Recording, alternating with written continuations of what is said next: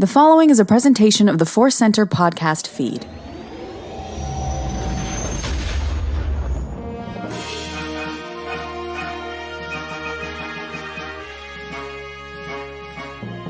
As Obi-Wan Kenobi once said, hello there, and welcome to Force Center Presents Databank Dive. I'm Ken Napzok. And I am Joseph Scrimshaw, and we are here to discuss the wild, the weird, the wondrous of Star Wars. That's what Databank Dive is. We dive into one specific character, vehicle, technology, planet, maybe philosophy some days. Who knows? And we discuss how weird it is, how wild it is, how wondrous it is, and even give it a little ranking. We did a first season of this show on the great sci-fi app, The Companion, 10 episodes there. So if you want to check that out on The Companion, we always encourage that. But we are up to, episode 22, doing it right out here in public in front of everyone. I think we're in the park. And we are enjoying it. Maybe we'll record a live episode in the park.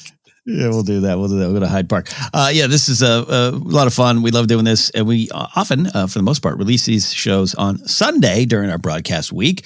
A little lighter fare for your Sunday afternoons. But what that does for us this week, Joseph, at the time of this release, some of you might be listening to this later, December 18th. This is the 7th anniversary of The Force Awakens release in the U.S. So because of that, today, Joseph, in honor of that 7th anniversary of TFA, we are going to be discussing Happabores, and more specifically, the Happabore from The Force Awakens. The most important central character and moment in The Force Awakens, the Happabore and its posterior.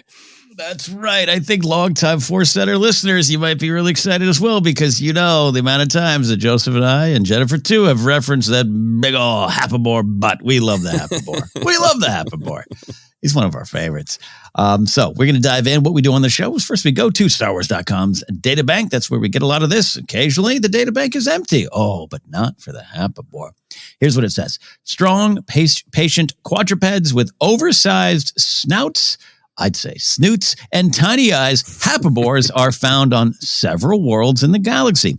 Their thick skins allow them to resist heat, and their bodies reportedly contain reservoirs where they store water. Happabores are slow but hardy and will trudge along obediently all day carrying cargo and riders. Finn happens upon a Happabore while desperately searching for water in Nema Outpost on Jakku. That's a lot there. Yeah, there are a couple revelations in that to me. I mean, we always like to look at how the databank entries are written. They're all different. I like that this one almost has a Dr. Seuss vibe. It really does. With oversized snouts and tiny eyes. Their thick flesh hid their lies. That's not true. They seem very honest. I didn't know they stored water, Ken, which makes me feel even worse for Finn, that Happabore rounds the corner to kick him out of the way. You're storing water. And it's like, well, how could the Happabore share that water? I don't think. I want to find out. As always, we go to Wookieepedia for a little bit more. The Wookieepedia entries often add a little flavor taken from things in Star Wars books, comics, visual guides that maybe not all of us are familiar with. This is what they say. There was actually a lot there for the Happabore. I pulled out these two statements. The Happabores, they had broad mouths with flat yellow teeth inside, which they would use to bite with if provoked. Otherwise, Happabores were largely docile, being known as patient, obedient creatures that could take a lot of abuse. That's awful. That's awful. It starts out so good. Oh, patient, obedient. Yeah. And you can just lay into them. They can take it. Yeah, no. And a lot of this ties to Sarko Plank. And that story, there's that short story, I think you might have read it, maybe I didn't, where Sarko Plank and Luke Skywalker are interacting. Yeah, it's the Weapon of a Jedi. There's that Road to Force Awakens in the 3 books, one focusing on Luke, one on Han, one on Leia. And there is a little kind of comic book collection story of Weapon of a Jedi as well. Sarko Plank was such a great design, an action figure and everything, not in the movie. Anyway, we'll talk about him at some point on Databank Dive. We will. Then there's this statement here. Happabores succumbed to a variety of parasites, and certain companies offered products to help rid them of these parasites. One such product was Happabore Medicated Dewormer, distributed by Galactic Stock.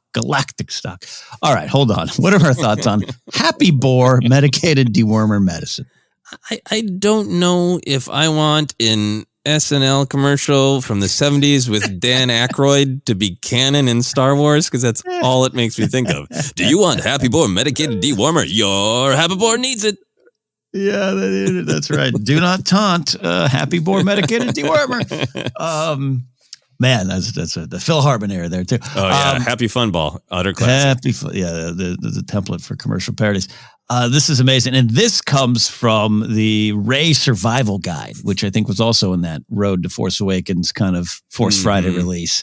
I didn't pick that up.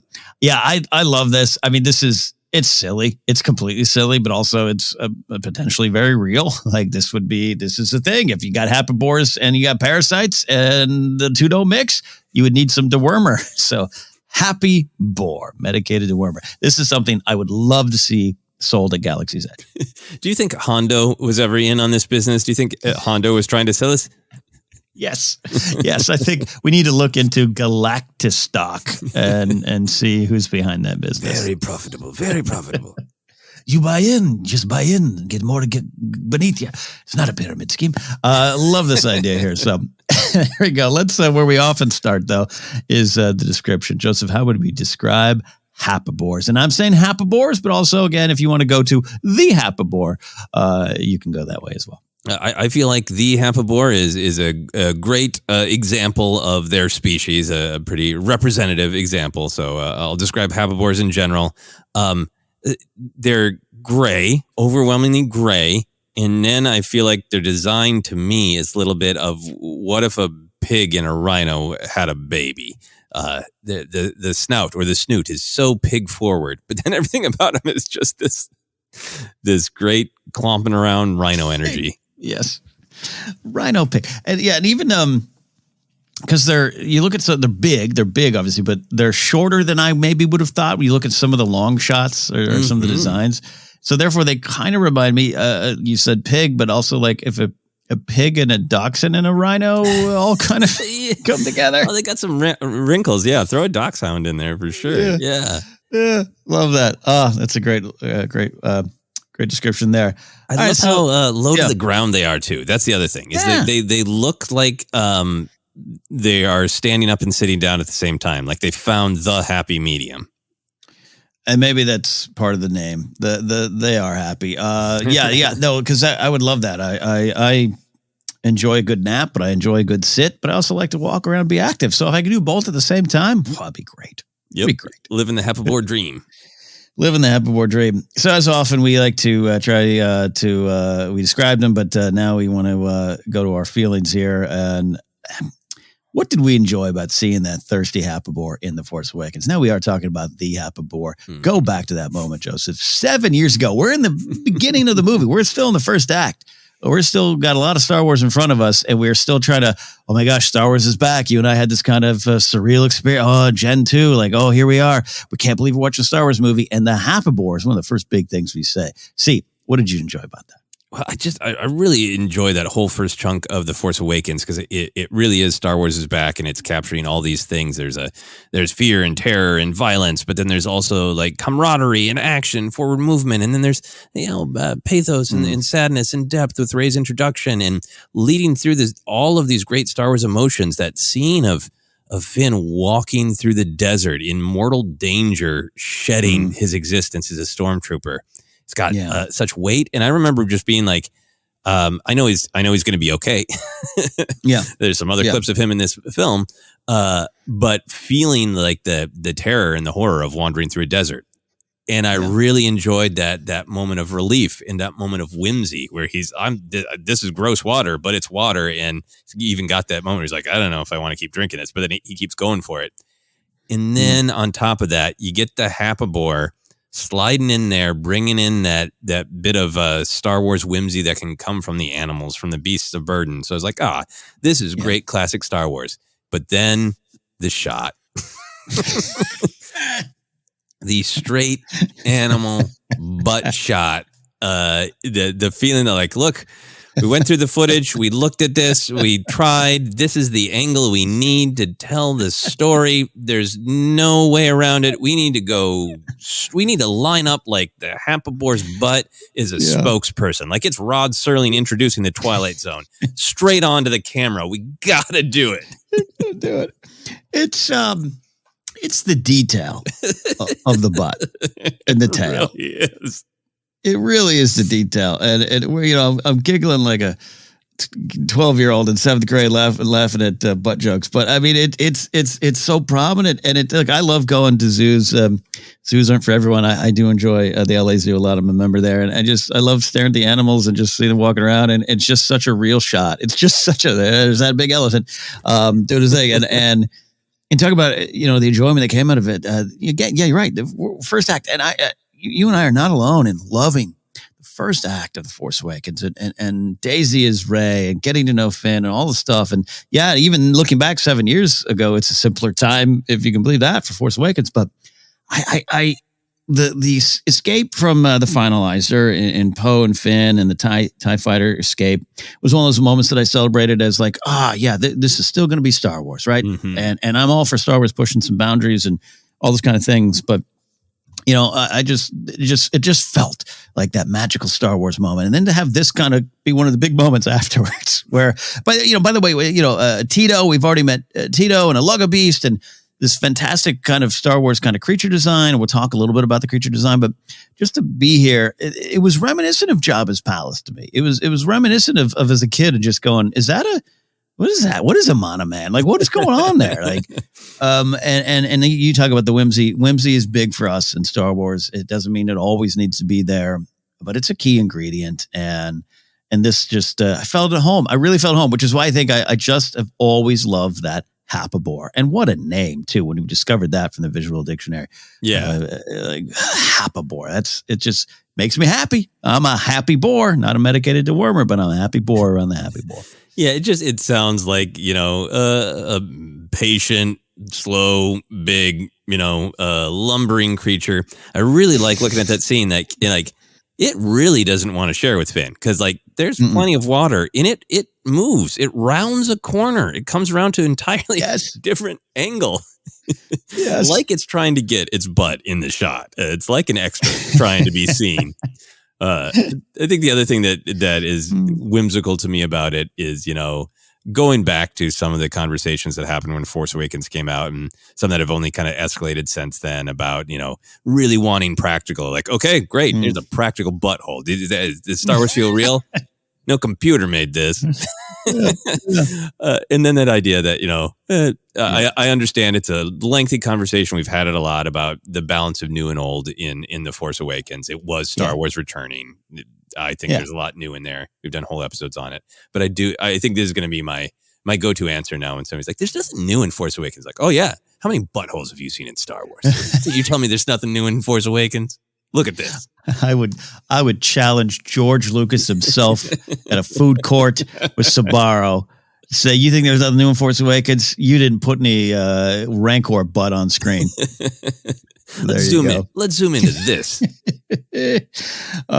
Beasts of Burden, you mentioned them, have been had quite a place in Star Wars. A lot of them we love. We celebrate Beasts of Burdens around these parts here in Star Wars. Maybe because I've always felt I'm a cart puller, not a sprinter. So I'm kind of a Beast of Burden. At least I feel like a dewback. Actually, I think I feel more like a Happabores. Maybe that's why I connected to them. But what is unique about Happabores in this Happabore to you, just as in the Star Wars pantheon of Beasts of Burden? Yeah, I think the context was just different because so many of the Beasts of Burden we had encountered, particularly, on screen, were either threats. They're scary and they're monsters and they're coming to get you, or they were rides. It was really like animals serve two purposes in Star Wars. You can ride them or run from them. Yes. And I did like that this is just this lumbering beast just going about its thing of just like whatever, the Happabores day is like, this is the water break, and it wasn't, it is a beast of burden, but it didn't have a rider. And it wasn't, a big threat. It just wanted to not share. It didn't actually try to eat Finn. It was just like, that's my water, dude. Yeah. It's just, that's fine. I think it was the personality just shot off the screen for me. I don't feel I got to know Dewbacks until later in life, right? I don't feel Rontos came a little bit later for me in my Star Wars experience, 97. But I don't know if I can describe a Rontos personality to you yet.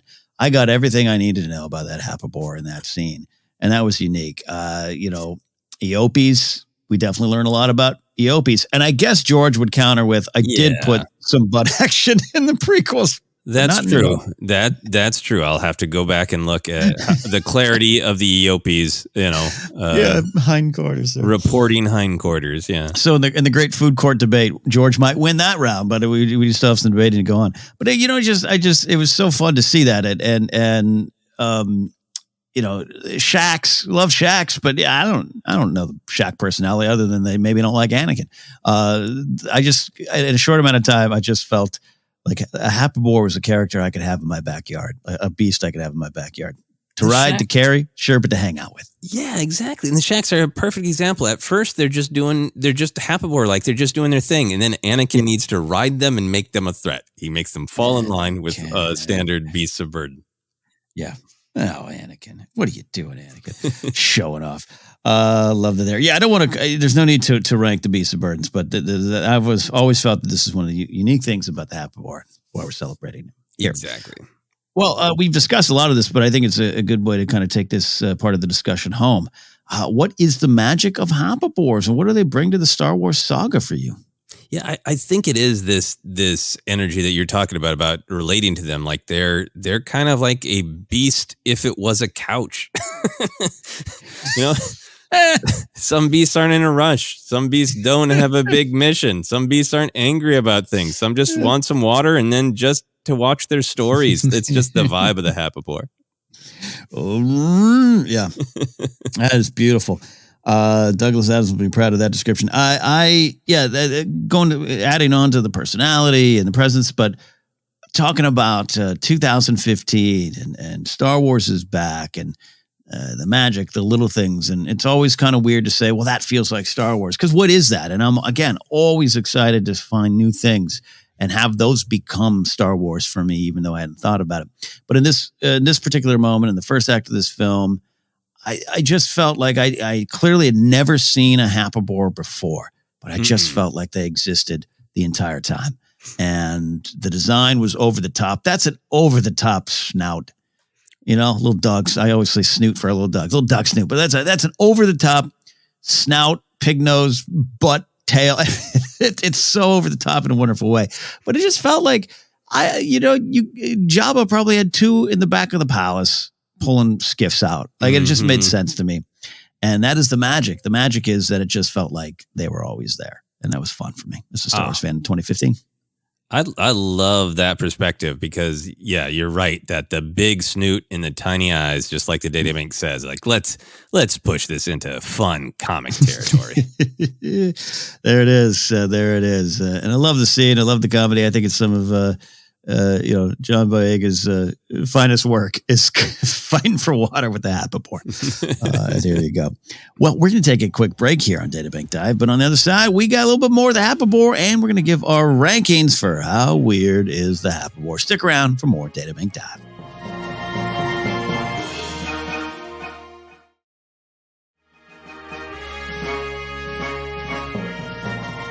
Welcome back to Databank Dive here in the Force Center podcast feed. This is a chance for me, Ken Napzok, and Joseph Scrimshaw to look at some of the more wild, weird, and wondrous parts of Star Wars and find all the love, the joy, the magic, the big themes there within. Today we're talking about the Happabore, and make this personal here, Joseph. You mentioned the design and the Happabore, and doing some research for this episode, I discovered was one of the first designs for The Force Awakens by Neil Scanlon's excellent team, because they wanted to show that what they could do with practical effects, which takes me back to a time, 2013, 2014, 2015, leading into this movie, where we heard that a lot, right?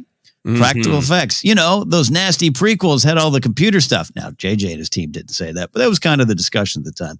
I understand that, though people would counter, including George in that food court debate we're having. Hey, Phantom Menace had much more practical stuff than people realized. We hear John Knoll talk about that. And we also know The Force Awakens had much more computer stuff and CGI and all those enhancements. Of course. But the sell was practical effects. So the fact that this is one of the first ones, this is pretty amazing. And feel free to comment on that too here. But the question I have, Joseph, is you walk onto set and you turn the corner. How do you react to seeing a working life-sized Happabore? What do you do? Yeah. I mean, I think that is kind of the value of practical because you really can't imagine it, right? I mean, it would be extra scary to walk around the corner in, encounter Sebulba because it totally, how does that exist? A Happabore would be like, I could believe that this actually evolved on planet Earth. Yeah, and it was forgotten. There is something tangible about the Happabore. But I think this really goes to what we're talking about the different mood of a Happabore. Almost any other Star Wars creature, even ones I like. I turn in the corner and there's a Varactyl roaring at me. I'm scared. A Dewback. I'm scared. A Tauntaun. I want to ride it, but I'm also scared. Right. A Happabore. If I encountered it in real life, I would only be scared if I was carrying a water bottle. Because I would fear it'd be like mine and like accidentally eat my arm in its attempt to take my Dasani. That's the only way I'd be scared. I think I would see if I could walk up to it gently, pat its snout, and then see if it would let me just climb on its back and read. Like, I don't even want to ride you. I just want to lie on you. It's a like you said, it's a couch, but it's a beast of your burden. It carries your burden for you. Exactly. I love this. Yeah, and it does speak to the practical nature of things, and I think I would react like Boba Fett does in Book of Boba Fett to banthas. Actually, especially at the end, go make beautiful baby banthas. That whole conversation, that vibe, I think would be me, but in real life on the set, I would want to ride it. Or I'd feel like I love the, Ewan McGregor talking about, on the set of Phantom Menace and seeing the bongo and just kind of get lost in the moment and saying, does it submerge? Do we get to take this underwater? I'd be like, does this move? Can I ride it? Like, no, it's a prop to sit there. It's going to move, but you can't ride it. I think I'd be lost in the moment. And a lot of it goes to what we're describing about the Happabore.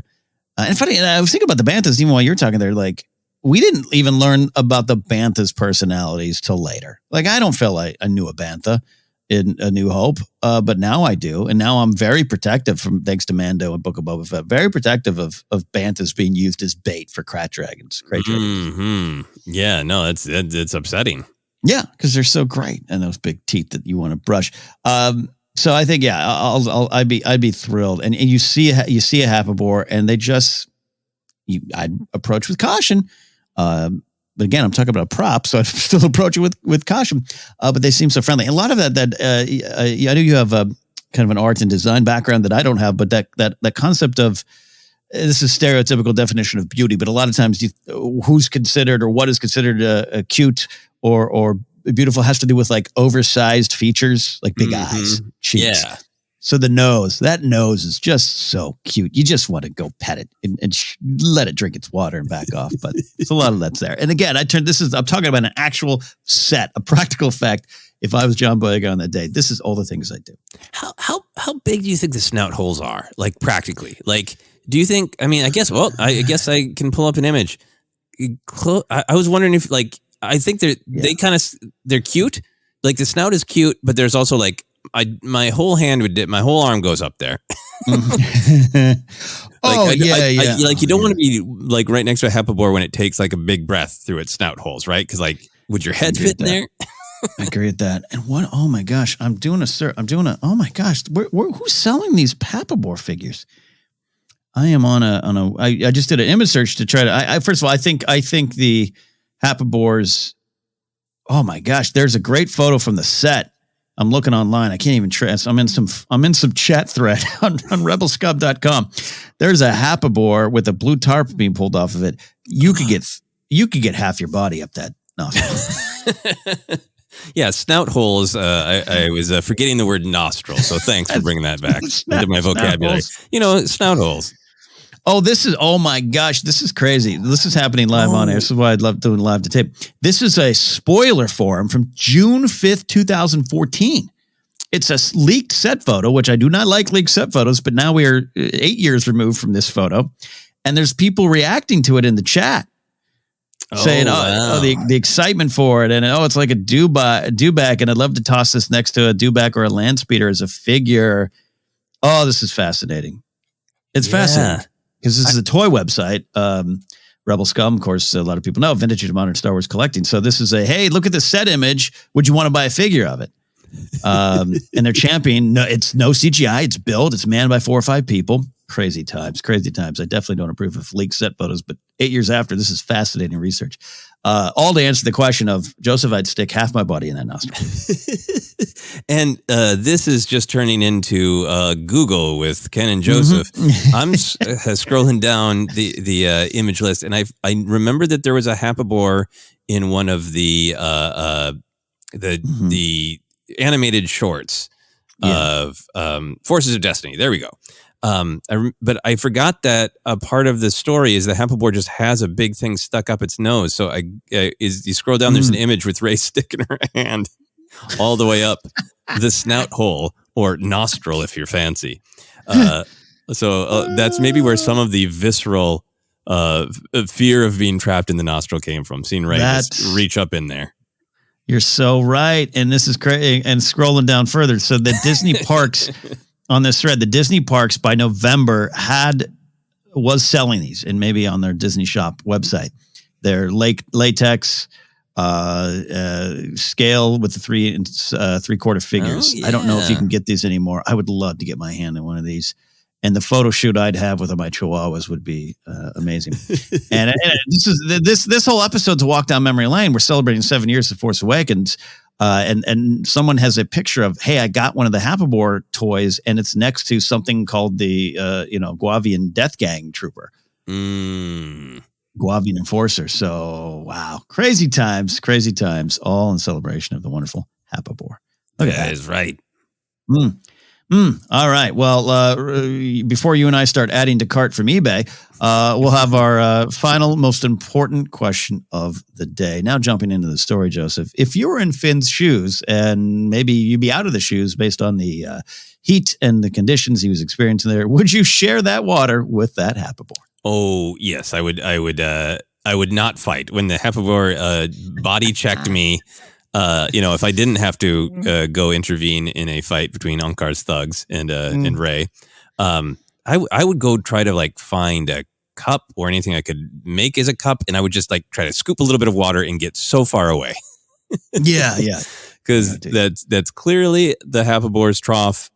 Don't want to mess with their thing, and I don't want them to lazily forget I'm there, take a deep breath in, and suck half my body up their nostril.